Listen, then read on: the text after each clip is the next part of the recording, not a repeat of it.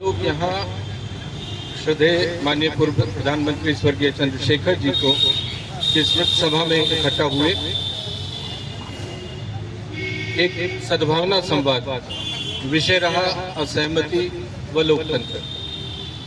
आज इसे विषय को चुनने की एक खास वजह थी।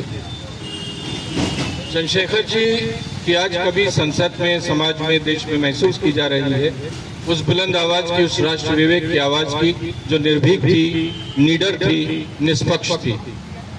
आज जब असहमति के स्वरों को दबा दिया जाता हो या उसे राष्ट्र विरोधी बता दिया जाता हो या उस पर कोई भी आरोप लगा दिया जाता हो या परस्पर संवाद न हो रहा हो, राजनीतिक दलों के बीच इतनी कटुता हो गई हो, राजनीतिक दलों के बीच इतनी खाइयां हो गई हो कि वो परस्पर एक दूसरे को लोकतंत्र के वाहक के रूप में नहीं, परस्पर दुश्मनी के रूप में देख रहे हैं, तब चंद्रशेखर जैसे पुल बनाने की क्षमता रखने वाले व्यक्ति की आज बेहद आवश्यकता है।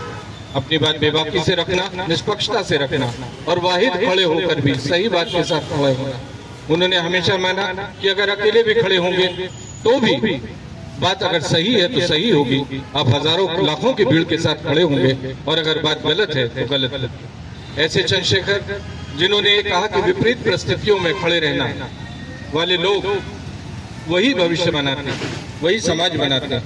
तो मेरे ख्याल से सच्ची श्रद्धांजलि, कल उनकी पुण्यतिथि थी, कल उनकी जयंती थी, सच्ची श्रद्धांजलि ऐसी शख्सियत को यही थी कि हम उस बात के साथ खड़े हो सकें जो सही है, चाहे दौरे जमाना किधर को भी चल रहा हो। लेकिन अगर हम सही बात के साथ खड़े हैं तो हम चंद्रशेखर के साथ खड़े हैं, चंद्रशेखर के विचारों के साथ खड़े हैं। तो हम लोगों ने एक छोटा सा प्रयास अपने शहर में किया, जिस शहर से चंद्रशेखर जी का बहुत लगाव था। यहाँ बड़े सारे कई परिवार हैं जो चंद्रशेखर जी को अपना परिवार मानते हैं और चंद्रशेखर जी उन्हें अपना परिवार मानते थे। भाई स्कूल के ज़माने का एक वाकया है और कॉलेज के ज़माने का उनका एक वाकया है। मेरा भी है। जब चंद्रशेखर जी मैं कॉलेज में, मेडिकल कॉलेज में पढ़ता था, हमारे परिवर्तन चंद्रशेखर जी पूर्व प्रधानमंत्री के रूप में आए थे। हम तो छोटे छोटे 21-22 साल के बच्चे थे। लेकिन चंद्रशेखर जी का भी एक वाकया है। इलाहाबाद यूनिवर्सिटी में पढ़ते थे और सोनवीर सिंह जी तोमर जी उनके साथ इलाहाबाद यूनिवर्सिटी में थे। वो एक बार आए और एक ऐसे नेता के साथ आए जो उन्हें रेलवे स्टेशन पे छोड़ के चला गया। उनकी जेब में पैसे नहीं थे। उन्हें याद आया कि एक हमारे साथी यहाँ हैं और वो बागपत, इतने ही पैसे थे कि वहां से बस से बागपत वहां तक आ गए। वो दौर अलग था, लोग वो इनका दौर नहीं था व्हाट्सएप का, मोबाइल का। वो सीधे पूछ-पाछ के वहां पहुंच गए और वहां गन्ने की कटाई का सीजन था। इतने खुददार चंद्रशेखर जी थे कि उन्होंने ये नहीं बताया, पहले उन्होंने गन्ने की जो छिलाई थी उसमें बाकायदा काम किया, 10 दिन रहे और ये मान करके वो पैसा लिया जैसे उनके मेहनताने का पैसा। ऐसे चंद्रशेखर यहाँ रहते थे, कोई सुविधा नहीं थी, जब आते थे 2-2 दिन रहते थे। इस शहर से उनका बड़ा ताल्लुक रहा, इस शहर के बड़े परिवारों से उनका ताल्लुक रहा, तो वो भी एक बात है। लेकिन सबसे महत्वपूर्ण बात ये है कि आज भी जब एक सांसद संसद में दूसरे सांसद के बारे में इस तरीके की सांप्रदायिक शब्दावली इस्तेमाल कर सकता हो, असंसदीय भाषा का इस्तेमाल कर सकता हो और उसके पास उसके खिलाफ इस तरीके की कार्रवाई ना होती हो। अभी हाल ही में कई बार के सांसद, पूर्व केंद्रीय मंत्री, राष्ट्र नायक जैसे बड़े लोगों के बारे में बड़े अमर्यादित तरीके से बोलते हो, जबान फिसल जाती, समझ में आता था। वो कह देते कि भाई आवेश में बोल गया, वो पीछे नहीं हटते, पार्टियां उनका समर्थन करती हैं। आज जब मुद्दे इस बात के नहीं है, जिस तरीके के बनाए जा रहे हैं, मेरे ख्याल से आज के देश की समस्याओं के लिए न औरंगजेब जिम्मेदार है, न राणा सांगा जिम्मेदार है, न देश की समस्याओं का समाधान है। ऐसे वक्त में औरंगजेब साहब की कब्र में खलल डालना या महाराणा सांगा को जाकर के स्वर्ग में परेशान करना मेरा ख्याल से गैर जरूरी काम है। और देश में जब महंगाई बढ़ रही हो, बेरोजगारी बढ़ रही हो, जब देश में इतनी ज्यादा दुराव पैदा हो रहे हो, खाइयां पैदा हो रही हो, मनमुटाव पैदा हो रहे हो, जाति की, संप्रदाय की, भाषा की, क्षेत्र की दरारें पैदा हो रही हो, ऐसे वक्त में मेरे ख्याल से कोशिश तो ये होनी चाहिए थी कि पुल बनाए जाते, लेकिन कोशिश ये हो रही हो कि खाइयों को और गहरा किया जाए। ऐसे वक्त में चंद्रशेखर जी जैसे व्यक्तित्व की कीमत और जरूरत बढ़ जाती है। इस देश समाज को उन्हें याद करना चाहिए, सिर्फ इसलिए नहीं कि बड़े बुजुर्ग के बतौर, उस देश को इसलिए भी याद करना चाहिए कि वो कुछ भी बन सकते थे, बहुत कुछ बन सकते थे, ये स्वाभिमान की बात नहीं है। लेकिन अगर इस तरीके से देश चलेगा, अगर इस तरीके की विभाजनकारी उन्मादी बातों पे देश चलेगा, तो मेरे ख्याल से इस देश समाज का कुछ भला होने वाला नहीं है। बड़े लोग महान लोग, महापुरुष किसी देश जात के नहीं, किसी देश जात के भी नहीं, किसी संप्रदाय के भी नहीं, वो सर्व समाज के होते हैं, वो मानवता के होते हैं, पूरे देश के होते हैं। अतः उनका अपमान या उनके बारे में कोई अभद्र टिप्पणी, अमर्यादित टिप्पणी सिर्फ किसी जाति या धर्म या किसी विशेष प्रांत या भाषा के लिए नहीं होती है। वो अभद्र टिप्पणी सारे सर्व समाज के लिए अपमानजनक होती है। तो इस समाज में ये विवेक खड़ा होना कि हम गलत को गलत, सही को सही कह सके, हम उस गलत बात का मुखालफत करें, सही बात के साथ मजबूती से खड़े हों, ये विवेक विकसित होना ये आज की जरूरत है। इसलिए नागरिक समाज के लोगों ने ये मानते हुए कि ये जिम्मेदारी सिर्फ राजनीतिक दलों को या राजनीतिक लोगों को नहीं दी जा सकती, राजनीतिक दलों को नहीं दी जा सकती, वोट के शिकारियों को नहीं दी जा सकती, ये नागरिक समाज की जिम्मेदारी है कि किसान के हित की बात हो, छात्र के हित की बात हो, ये आम आदमी के हित की बात हो, ये जिम्मेदारी नागरिक समाज की है। तो आज नागरिक समाज के लोग, विभिन्न संगठनों के लोग, कुछ डॉक्टर, कुछ फौजी, कुछ शिक्षक, कुछ किसान नेता, कुछ छात्र, अलग अलग विभिन्न वर्ग के लोग आज इकट्ठा हुए और उन्होंने माननीय चंद्रशेखर जी को इस दृष्टि से याद किया कि भाई सही बात अगर अकेले वाहिद भी कोई कह रहा है तो वो बात तो भी सही रहेगी, और कोई बात अगर हजारों की भीड़ गलत कह रही है तो भी वो गलत रहेगी।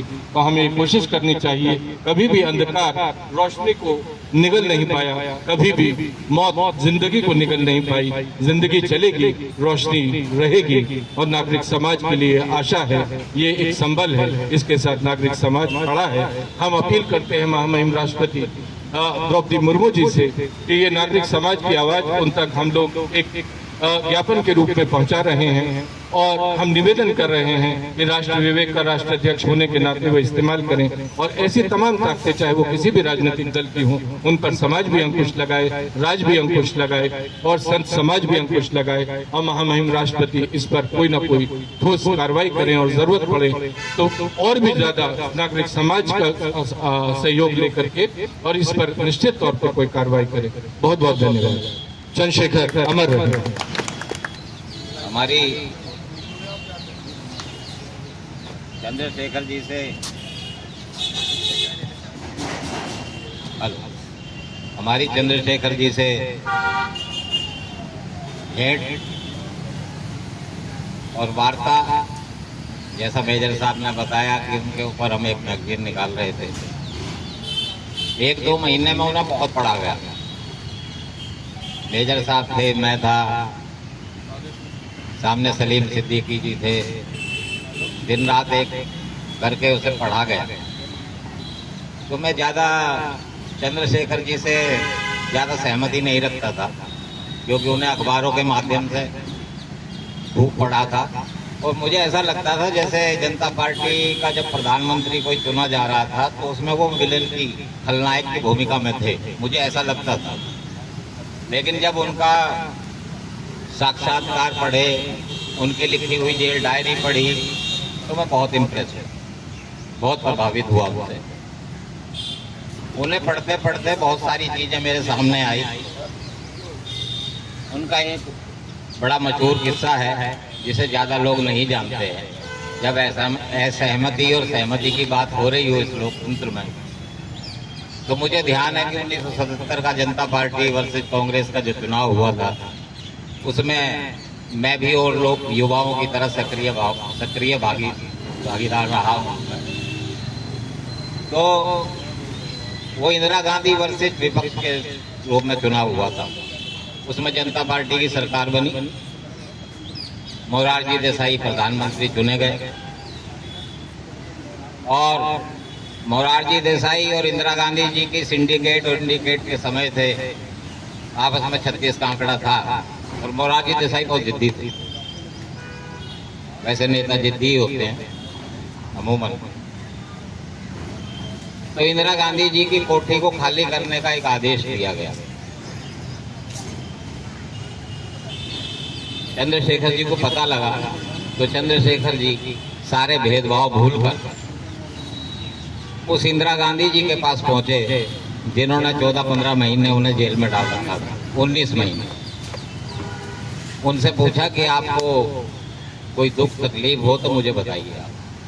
उन्होंने कहा, चंद्रशेखर जी आपको पता है कि हमारे पास रहने के लिए कोई घर नहीं है अपना, और कोठी खाली करने के आदेश हो गए हैं, लिहाजा कोठी खाली करनी पड़ेगी और जैसा आप चाहें। चंद्रशेखर जी ने कहा कि आप यहीं रहेंगे, ये मेरा वायदा है। और वो सीधे मोरारजी देसाई जो प्रधानमंत्री थे उनके पास पहुंचे और उन्होंने कहा कि इंदिरा गांधी जी वहीं रहेंगी, आप कोई उन्हें नोटिस ना दें। मोरारजी देसाई ने एक बार मना करा तो वो केवल ये कहकर वापस हो गए कि देख लीजिए आप। मोरारजी देसाई जी की हिम्मत नहीं हुई कि उस कोर्ट को खाली कराया जाए।